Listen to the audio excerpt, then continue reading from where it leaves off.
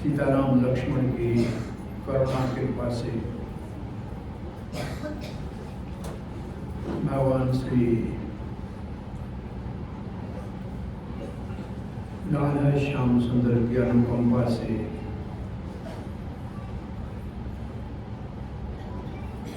नए वर्ष के आगमन से पहले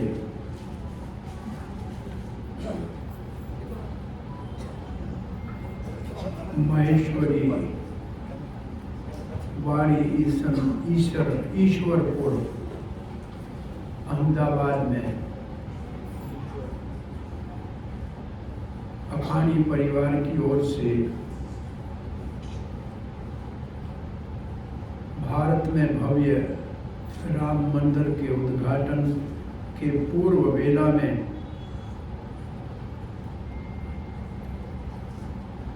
आदि कवि वाल्मीकि जी की रचित रामायण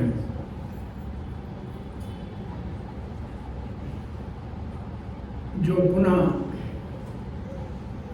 तुलसीदास ने रामचरितमानस के रूप में प्रकाशित की और राम जी का नाम जो जन जन में और कण कण तक हमारी सभ्यता में एक दूसरे से मिलते थे तो राम राम कहते थे। सो राम हमारे घरों का शब्द है। उस भगवान श्री रामचंद्र के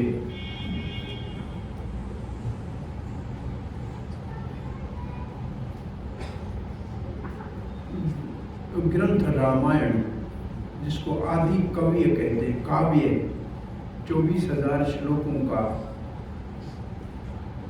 ये 7 कांडों में कई सर्ग श्लोक अध्यायों का अनुपम भारतीय वैदिक साहित्य का इतिहास का ग्रंथ है। 4 वेद के उपरांत 2 हमारे पास इतिहास है, रामायण और महाभारत। सो इस इतिहास राम अयनम यस्य स रामायण, राम के घर को रामायण कहते हैं।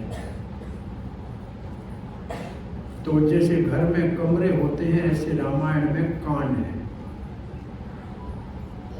पहला बाल कांड है, फिर अयोध्या कांड है, फिर अरण्य कांड है, फिर किष्किंधा कांड है, फिर सुंदर कांड है, फिर लंका कांड है और उसके उपरांत रामचंद्र के राज तिलक अयोध्या में होने के उपरांत लव कुश आदि के जन्म, इसको फिर उत्तर कांड कहते हैं। तो इन 9 दिनों में 9 दिनों का ये जो पारायण है रामायण का, इसमें रामायण का मूल पाठ भी होगा और प्रतिदिन सायंकाल को जो समय निर्धारित किया है समाज और आयोजकों ने, उसके अनुसार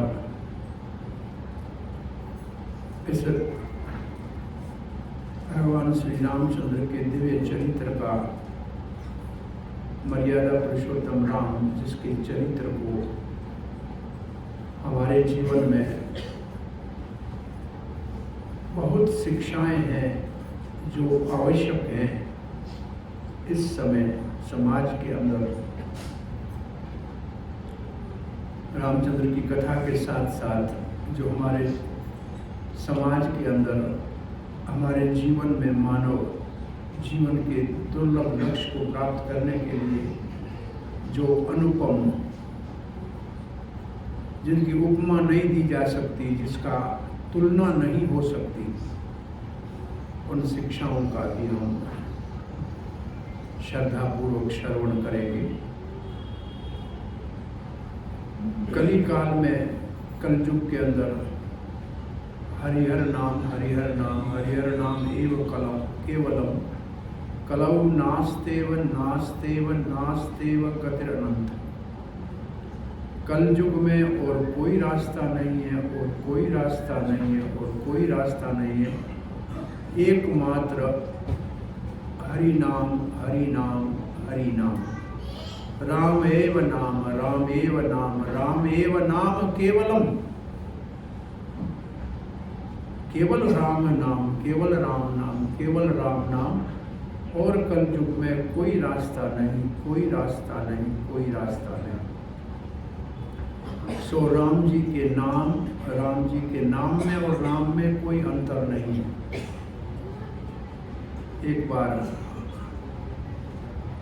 ऋषियों की बहुत बड़ी गोष्ठी हुई, उसमें ये प्रसंग उठाया गया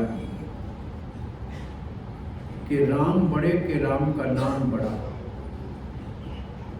तो दो भाग हो गए, दो पक्ष हो गए, एक कहे राम बड़ा, एक कहे कि राम का नाम बड़ा। तो वहां नारद जी हनुमान जी को कहते हैं कि आप एक सेवा करनी है, एक काम करो, सुबह जब आप रामचंद्र को प्रणाम करने के उपरांत सबको प्रणाम करते हो, तो ये विश्वामित्र जी जो राम जी के गुरु भी हैं, गायत्री मंत्र के सार्थक करने वाले ऋषि हैं, इसको प्रणाम मत करना। हनुमान ने कहा ये तो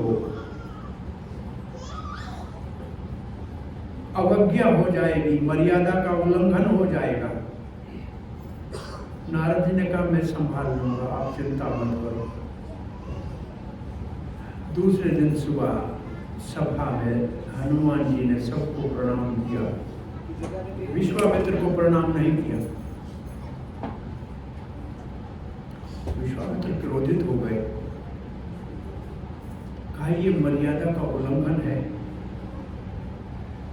राम जी ये आपका कैसा सेवक है, इसको तो मृत्यु दंड देना चाहिए। राम जी अपने गुरु जी को क्या कहे, सारे दिव्य अस्त्र शस्त्र तो राम जी को विश्वामित्र ने दिए हैं। राम जी तो गुरु के आगे मूक हो गए, कुछ नहीं बोले, कहा जैसे आपकी आज्ञा गुरु जी। अब हनुमान जी कहते हैं नारद जी आपने हमारे आराध्य स्वामी राम जी को संकट में डाल दिया। अब उनको गुरु जी का आदेश है कि मेरे को मृत्यु दंड दे। गुरु जी का तो वो आज्ञा का उल्लंघन कर नहीं सकते, और मैं उनका सेवक हूं, उसके ऊपर वो बाण कैसे चलाएंगे, उनके लिए तो ये बहुत बड़ा संकट आपने उपस्थित कर दिया। नारद ने कहा आप एक काम करो, सरयू के दूसरे तट पे जाकर पेड़ के नीचे बैठ जाओ और राम राम राम राम राम राम आपका जो श्री राम जय जय राम, श्री राम जय राम जय जय राम, श्री राम जय राम जय जय राम, श्री राम जय राम जय जय राम, श्री राम जय राम जय जय राम, श्री राम जय राम जय जय राम, श्री राम जय राम जय जय राम, श्री राम जय राम जय जय राम, रघुपति राघव राजा राम, पतित पावन सीताराम, रघुपति राघव राजा राम, पतित पावन सीताराम, रघुपति राघव राजा राम, पतित पावन सीताराम, रघुपति राघव राजा राम, पतित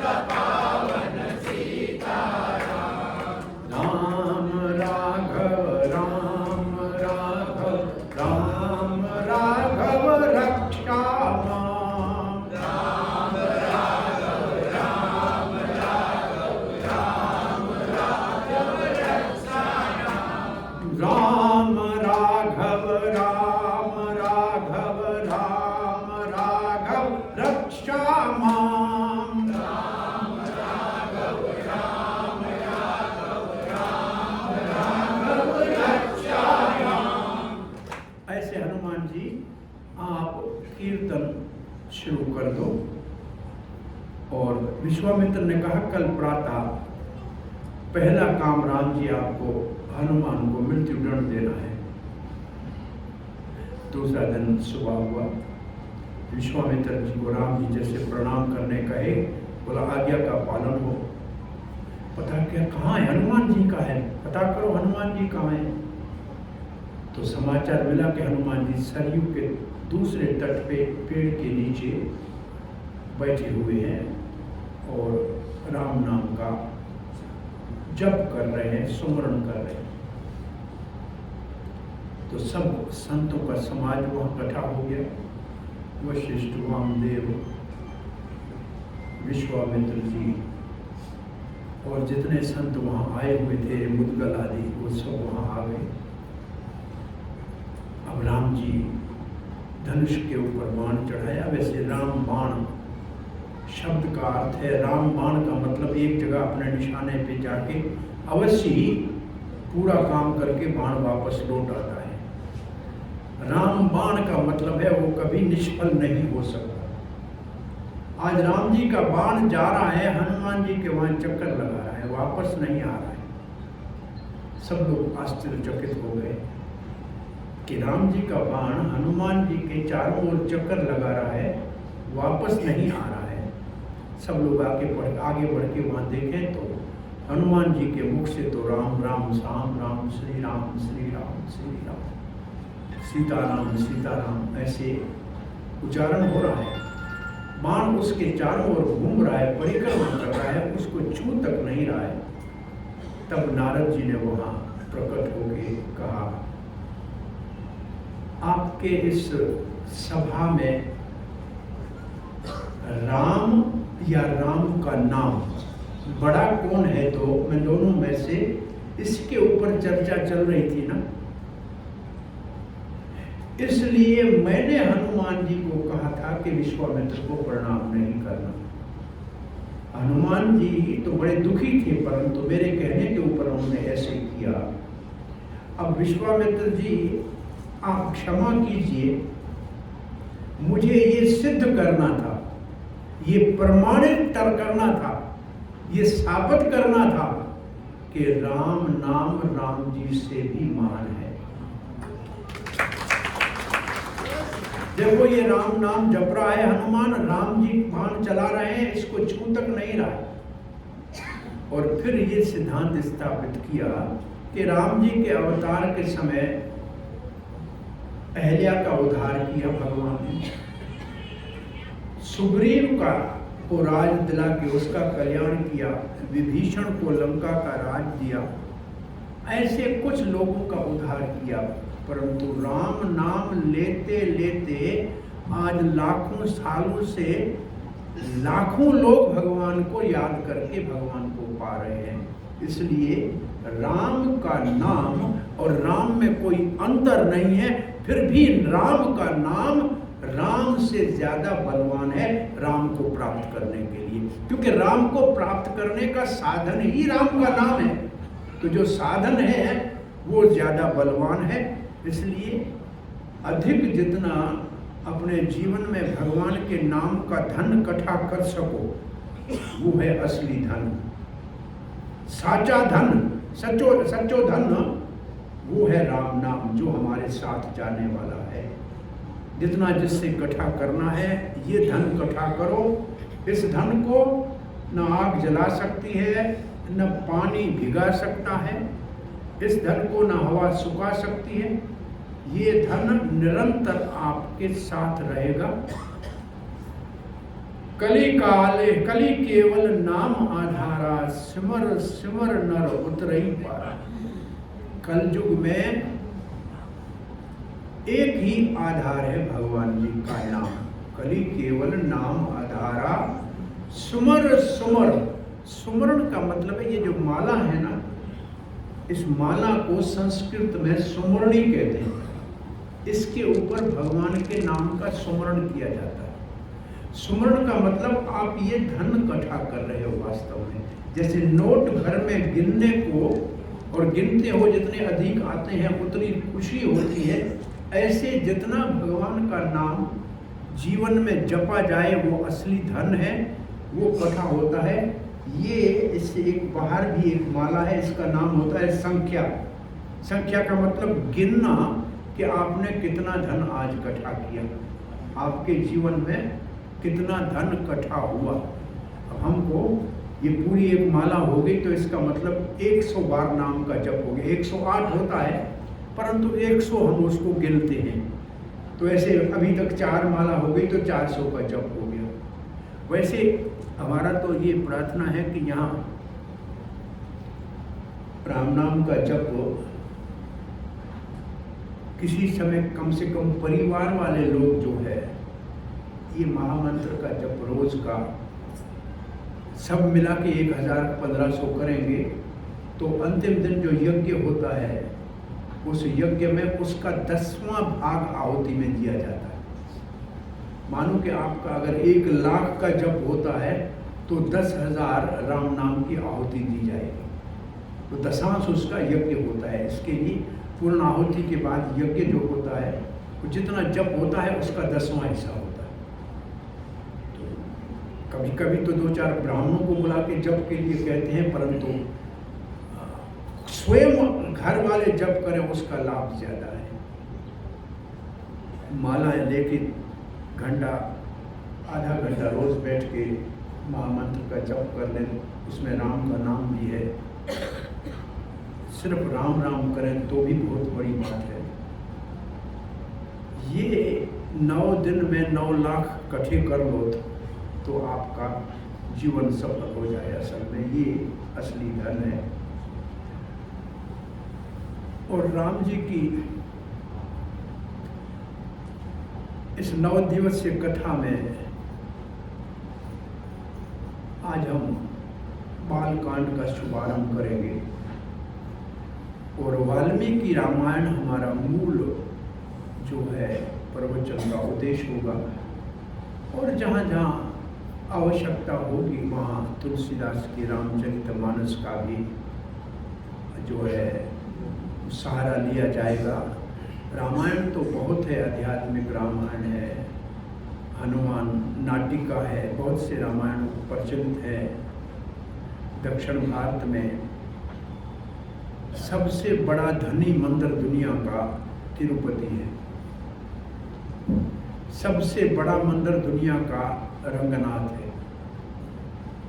ये जिन मंदिरों के जो पूजा करने वाले हैं वो रामानुज संप्रदाय है।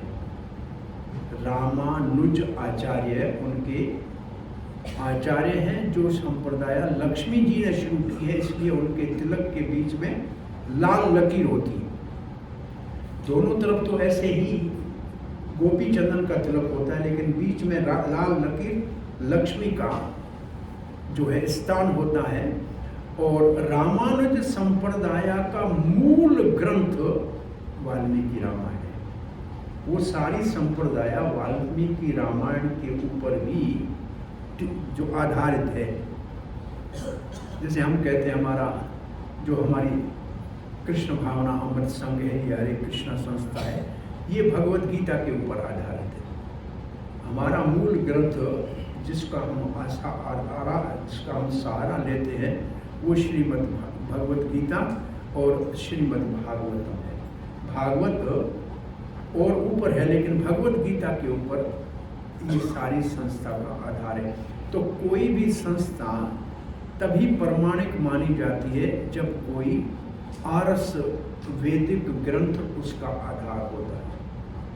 बिना शास्त्र के किसी भी संस्था का कोई आधार नहीं माना जाता है। साधु समाज में शास्त्रों के ऊपर जिन जिन आचार्यों ने, ऋषियों ने गीता के ऊपर टीका लिखी है, वेदांत के ऊपर समझानी लिखी है, और कम से कम 8 उपनिषद के ऊपर टीका लिखी है, उसी को प्रमाणिक संप्रदाय माना जाता है। ऐसे संप्रदाय भारतवर्ष में एक दृष्टि से शंकराचार्य की संप्रदाय है, उन्होंने इन सब के ऊपर टीका लिखी है। और 4 वैष्णव संप्रदाय हैं। और उन 4 वैष्णव संप्रदाय में इन सब ने इन शास्त्रों के ऊपर अपने अपने संस्कृत के श्लोकों को समझाने के लिए अलग अलग ग्रंथ लिखे हैं। एक संप्रदाय जिससे हमारे सारे पुराने पूर्वज जो हमारे बड़े थे बुजुर्ग, वो जिस संप्रदाय से जुड़े थे वो संप्रदाय भगवान शंकर जी की शुरू की हुई है, उसको कहते हैं रुद्र संप्रदाय। उस रुद्र संप्रदाय के मूल आचार्य विष्णु स्वामी थे और उसके उपरांत जो बहुत प्रतिष्ठित आचार्य जिसका प्रभाव गुजरात और राजस्थान के ऊपर बहुत अधिक था, वो थे श्रीपाद वल्लभाचार्य। और श्रीपाद वल्लभाचार्य रुद्र संप्रदाय के हैं।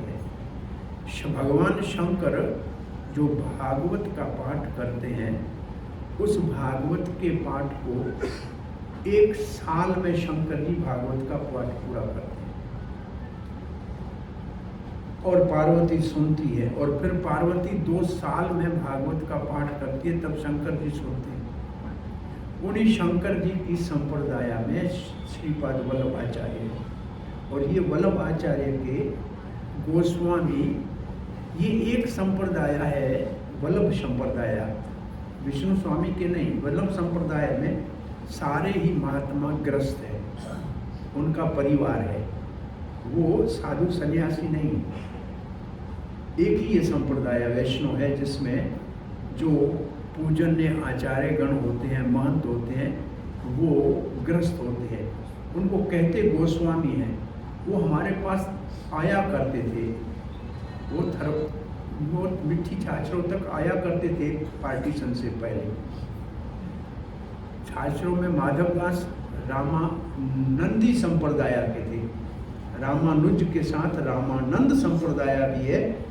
रामानुज संप्रदाय में लक्ष्मी नारायण की उपासना होती है, रामानंद संप्रदाय में सीताराम लक्ष्मण की उपासना होती है। तो ये रामानंद, वहाँ तो राम द्वारा था, तो राम जी की वहाँ उपासना होती थी। उनका फिर आश्रम यहाँ अपने आबू रोड में हुआ करता था, माधवदास जी का, जो हमारे पास छाछरों में थे। और जितने भी हमारे पूर्व मंदिर, जैसे हमारे मिट्टी में सारे मंदिर राधा कृष्ण के थे, ये सारा प्रभाव वल्लभ संप्रदाय का था। वल्लभ संप्रदाय का आराध्य देव भगवान श्री कृष्ण है, नाथ जी।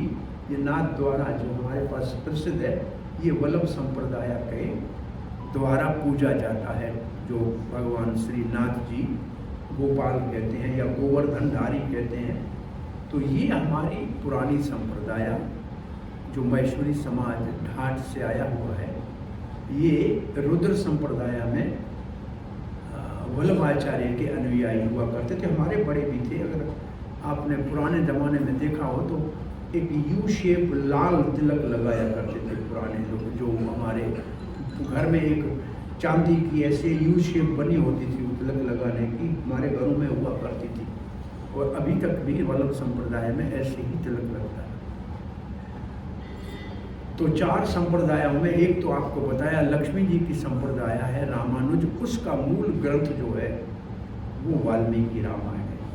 वल्लभ संप्रदाय का मूल ग्रंथ श्रीमद् भागवत है। श्रीपाद वल्लभाचार्य ने कोई 108 स्थानों के ऊपर भारत में पूरा भागवत का पाठ किया है। उनको बैठक कहते हैं, वल्लभाचार्य की बैठक है। वो बैठकों के ऊपर आज सब जगहों पे मंदिर बने हुए हैं, जहाँ जहाँ उन्होंने भागवत का पाठ किया है, वो स्थान आज भी पूजन्य बने हुए हैं कि वहाँ महाराज ने बैठ के भागवत का पूरा पाठ किया था। तो वो भागवत की संप्रदाय है।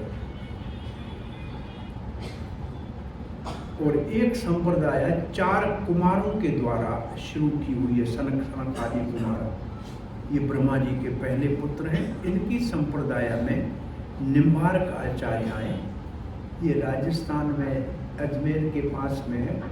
निम्बार्क सलीमाबाद में निम्बार्क आचार्य का बड़ा पीठ है।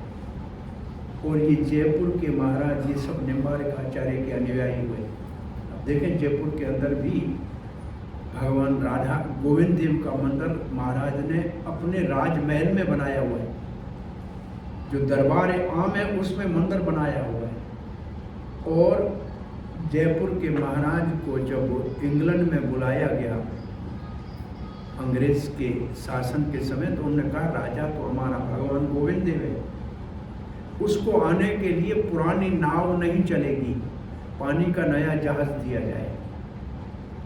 और अंग्रेज ने पानी का नया जहाज बनाया। बोला हमारे भगवान का रोज स्नान गंगा जल से होता है, हम यहाँ से जाएंगे आएंगे हमको 2 महीने लगेंगे, 2 महीने तक गंगा जल चले इतना हमको बर्तन बनाना पड़ेगा।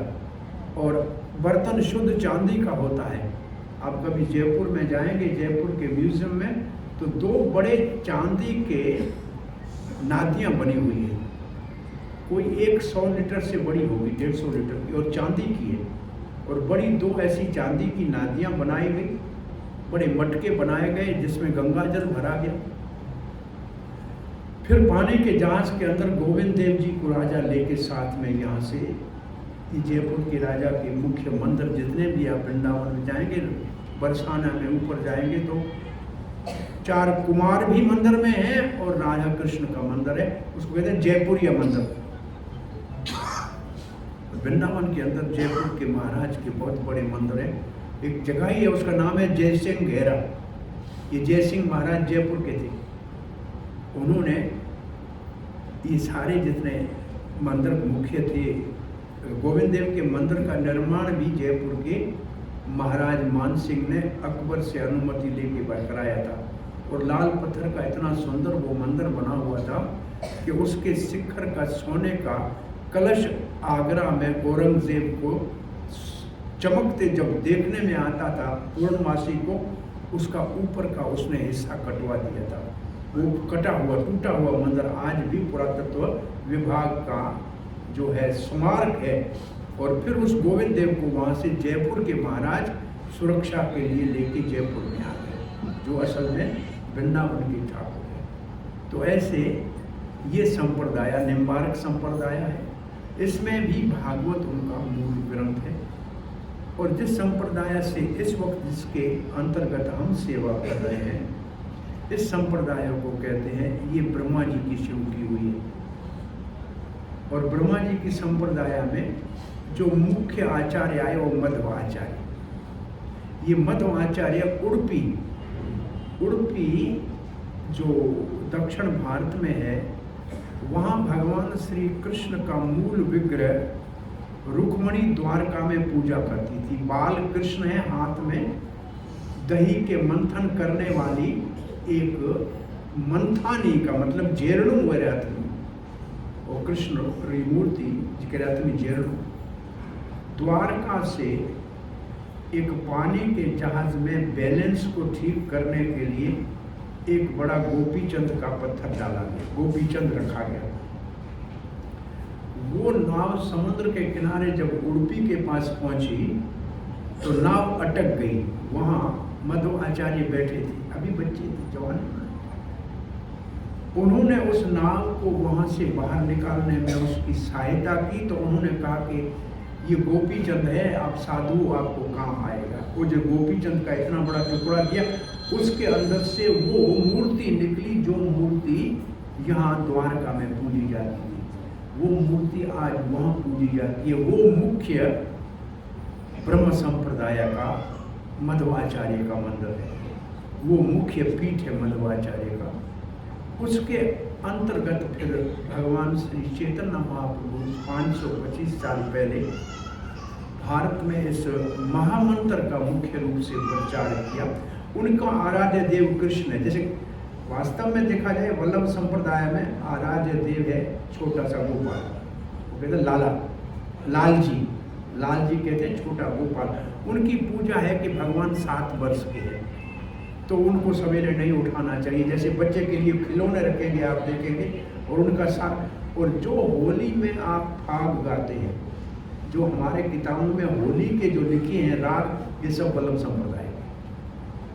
ये पूरा का पूरा वल्लभ संप्रदाय के वो जो गाने वाले हैं, इतते आई राधिका वते आया कुंवर कन्हैया, ये होली खेलन आए, ये सारे वल्लभ संप्रदाय के पुराने राग हैं जो वो गाते हैं।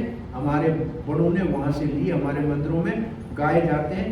ऐसे आप कभी वल्लभ संप्रदाय में जाएंगे, वो सुबह भगवान को बच्चा को जैसे खिलाते हैं ऐसे गाएंगे। फिर ग्वाल वेश होगा कि अब गैया चराने जा रहे हैं भगवान, तो वो बच्चे की तरह उनका सारा देखभाल करते हैं। तो वहाँ बाल गोपाल की पूजा है, वहाँ भी गोपाल की पूजा है। और चैतन्य महाप्रभु ने राधा कृष्ण की पूजा को शुरू किया। राधा कृष्ण की पूजा इससे पहले प्रचलित नहीं थी।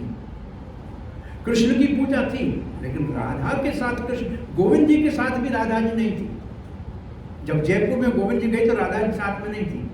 चैतन्य महाप्रभु ने जगन्नाथपुरी से राधा रानी का विग्रह भेजा कि इनके साथ इनको विराजमान करो। सो मध्व गौड़िया, गौड़िया कहते हैं बंगाल को, बंगाल को कहते हैं गौड़ देश। जैसे उत्कल देश, गौड़ देश, ये हमारे पास द्रविड़ी देश, ये भारत के पुराने ये पंच जो ये देश कहलाते थे।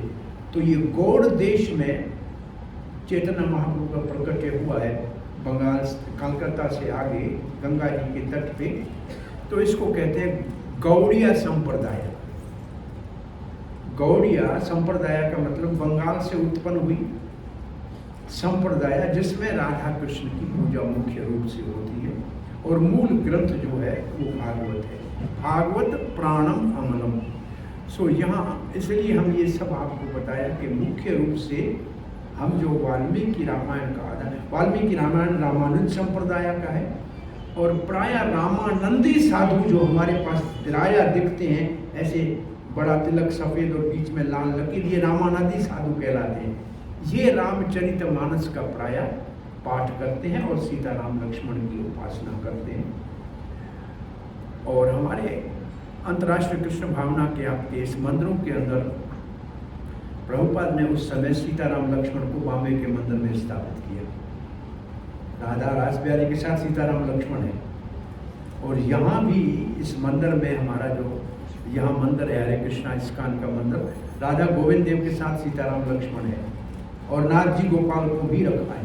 ये सारे प्रमाणिक हमारे आराध्य देव हैं, जिसका जो इष्ट है राधा कृष्ण है या सीताराम है या गोपाल है, तो वो उस इष्ट की उपासना करता है। लेकिन ये सारे प्रमाणिक हैं, इनकी उपासना करना वास्तव में भगवान की उपासना है। अन्य उपासना देवता की उपासना होती है। देवता हमारे जैसे जीव ही है, देवता हमारे जैसे जीव है। हम में से कोई भी देवता बन सकता है अगर उसके ऐसे कर्म हो तो। ब्रह्मा जी के एक दिन में 14 मनुओं में एक मनु का जब शासन चलता है, तो उस वक्त एक भगवान का अवतार होता है, उसको कहते हैं मनवंतर अवतार। वो एक व्यक्ति को इंद्र चुनता है, जिसने 100 अश्वमेध यज्ञ किए हैं, वो इंद्र बनने के लिए अधिकारी है, वो इंद्र बन सकता है। इस वक्त जो इंद्र है वो अब पूरा हो जाएगा उसका जब समय है, तो इसके बाद बलि महाराज इंद्र बनेंगे भविष्य में। तो इंद्र कोई जीव बन सकता है, शंकर नहीं बन सकता, विष्णु नहीं बन सकता। बाकी सारे देवों का स्थान के ऊपर योग्य व्यक्ति ब्रह्मा भी बनता है। तो जो देवता हैं वो जीव है। ऐसे कहते हैं जीवों में 78% गुण होते हैं, अच्छे गुण 78%। वैसे कहते हैं 50 है, लेकिन परसेंटेज निकालते हैं तो 50% गुण जीव में, वही गुण ज्यादा मात्रा में, मतलब हमारे में अगर 50% है तो वह 70-80% देवता में होते हैं। गुण वही 50 होंगे, उससे ज्यादा नहीं। शंकर जी में उनसे 5 गुण ज्यादा है, जो किसी देवता और में नहीं है, इसलिए वो महादेव है। वो 5 गुण अलग है जो किसी देवता में नहीं है, किसी इंसान में नहीं है, वो शंकर जी में। शंकर जी से 5 गुण ज्यादा विष्णु में है, जो शंकर जी में भी नहीं है। और विष्णु से भी 4 गुण ज्यादा श्री कृष्ण में है। बांसुरी विष्णु के पास नहीं होती है, लीला नहीं होती है, कभी अवतार भी नहीं होता है। लीला माधुरी, रूप माधुरी, प्रेम माधुरी, रूहा, वेणु माधुरी। तो ये, और जब ऐसे कहें तो 50, 55, 60, 64, तो सब 64 हैं। भगवान श्री कृष्ण के 64 गुण हैं।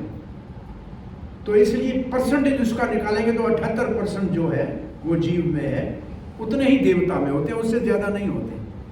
तो रामचंद्र पूर्ण पुरुषोत्तम अवतार है। उनमें गुण जो है, जो विष्णु के गुण हैं उतने तो हैं, उसके अतिरिक्त भी एक, इसके गुणों के अतिरिक्त एक और सिद्धांत है कि सब 12 रस हैं। उनमें से 5 रस मुख्य हैं जो हम सब के अंदर होने चाहिए। कोई एक रस हमारे अंदर होना, वो रस का मतलब है हमारा भगवान से रिश्ता। 5 रसों के नाम है शांत रस, दास रस, सखा रस, वात्सल्य रस, माधुर्य रस। इसका मतलब किसी का भगवान से, भगवान मेरा स्वामी है, मैं उसका सेवक हूं, ये नहीं। भगवान महान है, हम उसको नमस्कार करते हैं, ये शांत रस है। भगवान को महान मानते हैं। सनक आदि ऋषि ये है शांत रस के भक्त, भगवान महान है। इससे ऊपर है दास भक्त, जैसे हनुमान कहते हैं राम जी मेरे स्वामी है, मैं उसका सेवक हूं, ये दास भक्त। इससे ऊपर है कि भगवान मेरे मित्र है, जैसे अर्जुन कहेंगे कृष्ण मेरा सखा है। इससे ऊपर भगवान मेरा पुत्र है, जैसे कौशल्या कहेगी राम मेरा बेटा है, दशरथ कहेगा राम मेरा बेटा है। ऐसे हम में से किसी का भी, हमारे घरों में छोटे लड्डू गोपाल जो है ये वल्लभ संप्रदाय से आए। लड्डू गोपाल की पूजा वल्लभ संप्रदाय से हमारे घरों में आई है। उसका भाव है कि भगवान हमारा छोटा बच्चा है, हम इसके माता पिता हैं, इसका पालन पोषण करें, ये वात्सल्य भाव है। और भगवान हमारा प्रीतम है, हम उससे प्रेम करते हैं, जैसे गोपियां कृष्ण से प्रेम करती हैं, ये माधुर्य भाव है। ये 5 मुख्य रस हैं। इसके साथ 7 रस और मिलाए जाते हैं, सब मिला के 12 रस हैं। ये 12 रस परिपूर्ण रूप से वैकुंठ में, नारायण में 2.5 रस है बस। शांत रस है, दास्य रस है, थोड़ा सा सखा रस है बस। रामचंद्र में ये 12 रसों में से 12 ही रस हैं, थोड़े थोड़े, परंतु परिपूर्ण रूप से ये 12 रस भगवान श्री कृष्ण में है।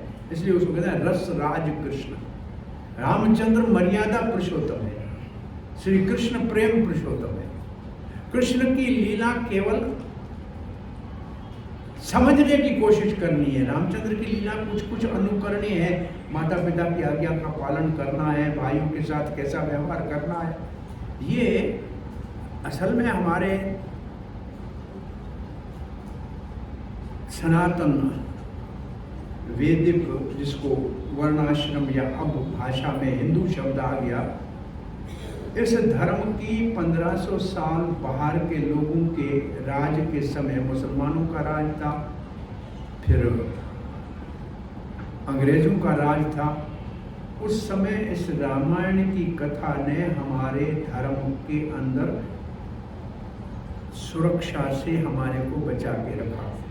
ये रेत में हमारे बड़े जो थर में चले गए थे, ये धर्म को बचाने के लिए गए थे। उस वक्त जहाँ बड़े शहरों में जो मुगलों का राज था या उससे पहले तुर्कों का राज था, इनके समय में हम लोग जाके वहाँ रहे थे जहाँ हम लोग पहुँच भी नहीं सकता है, पानी भी नहीं मिलता है। तो ये हम सिर्फ धर्म की रक्षा के लिए वहाँ चले गए थे। सो धर्म के ऊपर चलने के लिए, धर्म की रक्षा के लिए इस रामायण ने हमारे घरों में भाइयों के प्यार को सुरक्षित रखा, नारी के धर्म को सीता के धर्म ने सुरक्षित रखा, भाइयों के धर्म को लक्ष्मण और भरत के धर्म ने सुरक्षित रखा, सेवा के भाव को शत्रुघ्न ने सुरक्षित रखा, ऐसे ये रामायण घर घर में कथा, पेड़ पेड़ के नीचे बैठ के महात्मा करके हमारे इस धर्म की, ऐसे वक्त में नहीं तो आप देखें अफगानिस्तान किसी वक्त में पूरा वैदिक राज था, लेकिन आज एक भी आदमी वहाँ नहीं है, सारा बदल गया। लेकिन यहाँ भारत अभी तक क्यों सुरक्षित है?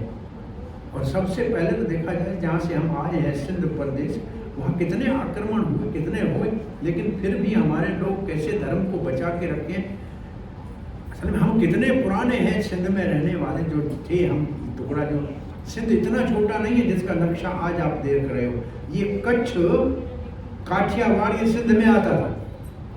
सिंध सोवेर का राजा महाराज रघुगण, सिंध और सौराष्ट्र का राजा, और माकेट मकरान तक सिंध हुआ करता था। सिंध पुराना बहुत बड़ा, सिंध तो बहुत पुराना है। आज भी दुनिया के अंदर सबसे पुरानी सभ्यता मोहनजोदड़ो की है। सबसे पुरानी सभ्यता 7000 साल से पुरानी मोहनजोदड़ो की है। उससे पहले की सभ्यता दुनिया में कहीं भी नहीं। तो वो ये हमारे पूर्वज जहाँ से आए हैं वो बहुत पुराना इतिहास है और अभी तक बचा हुआ है धर्म रामायण की वजह से। इसलिए रामायण की कथा हमारे परिवारों में, हमारे समाज में और हमारे अपने जीवन में ये कथा एक सकारात्मक पॉजिटिव एक इन्फ्लुएंस लाएगी कि हम अपने परिवार में कैसे व्यवहार करें। तो इसकी बहुत आवश्यकता है। सो अभी समय तो शोभा यात्रा के उपरांत प्रवचन का यहाँ पूरा होता है। शाम को भगवान श्री सीताराम की कृपा से लक्ष्मण हनुमान की अनुकंपा से अपन राम कथा का आरंभ करेंगे। जय श्री राम। जय जय श्री राम। जय जय श्री राम।